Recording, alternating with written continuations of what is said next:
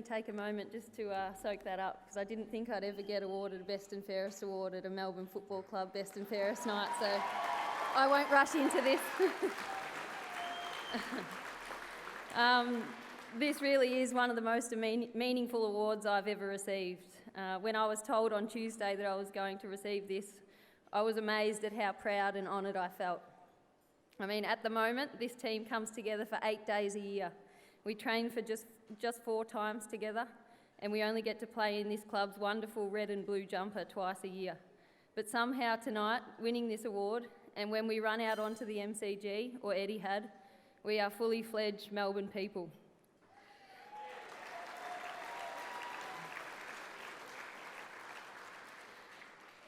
I think my sense of pride is so enormous, not only because this is the pinnacle, the highest level at which us women can play AFL footy, but more because I am so honoured to be involved and connected to this club.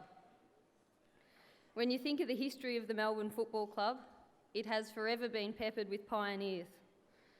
I probably don't need to educate this audience, but the Melbourne Football Club wrote the rules of our game. It lobbied to recruit a young guy named Ron Barassi, trumping the zone system through the innovation of the father-son rule. Barassi became a pioneer in his own right. As a player, the first of what was to become known as the Ruck Rover, and later as a revolutionary coach, demanding unprecedented discipline and dedication from his team. It was Barassi and Melbourne that invented the Irish experiment, and through an ad in a local newspaper, recruited a lanky 18-year-old from Dublin, who had previously only seen Australian football on TV.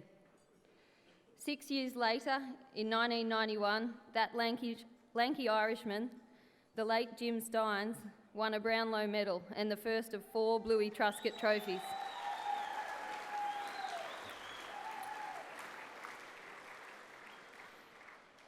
It's now 2015. The father-son rule is commonplace.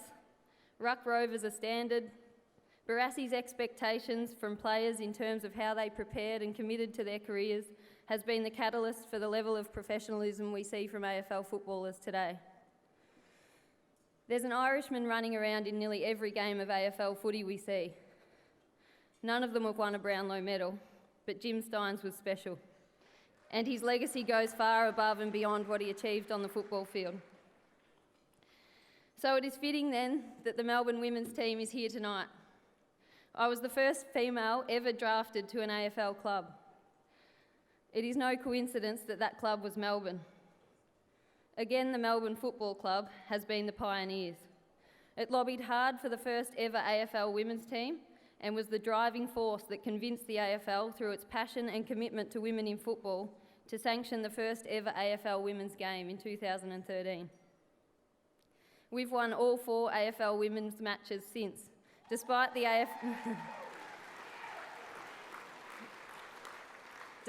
AFL game development team's best efforts to even up the sides. Again, in my opinion, this is no fluke, because so far no number of flash new players rivals the amount of genuine support we have had from this club since the day we first walked into Amy Park. Nothing rivals Paul Roos biting his nails from the boundary line late in the last quarter of our games. Or Jack Grimes, Geordie McKenzie and Jack Viney, who have all helped to coach the women's team, doing fist pumps on the bench when we've kicked crucial goals.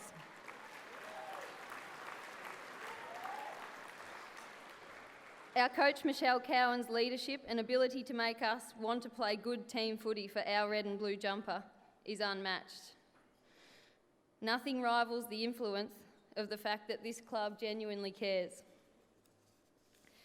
There are so many people to mention and thank for making this team not only possible, but successful.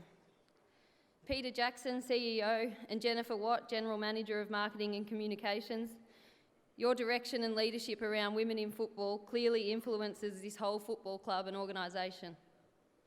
Debbie Lee, Community Manager, who not only seamlessly manages and coordinates our team, but has been a pioneer for women in football and was significant in getting the women's games off the ground.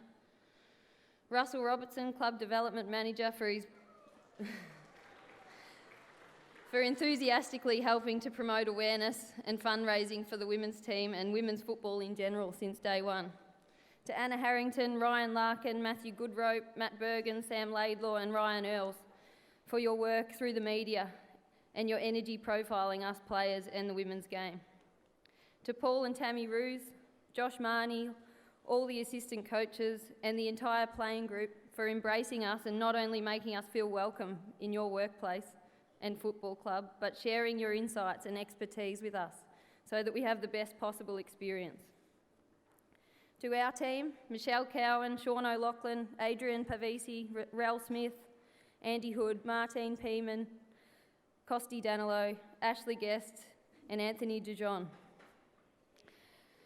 And to all the Melbourne members for your ongoing support financially through donations on the team bus. Special mention here goes to Anthony McAuliffe, who sponsored me this year. Thank you. And to all Melbourne fans for your presence and encouragement at our games.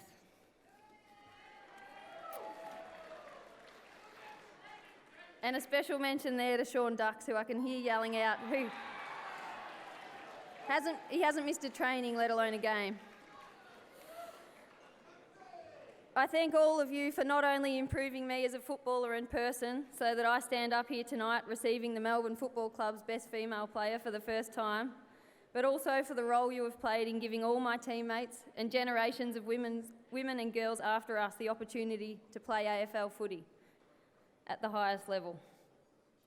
The AFL has announced that they are committed to creating a national women's competition, which means that in 30 or 40 years' time, football people will tell of how the Melbourne Football Club wrote the rules to the game. No doubt they'll still talk about Ron Barassi and Jim Steins, but they will also talk about how the Melbourne Football Club were pioneers and started the first women's team. They might talk about the mother-son rule or the father-daughter rule.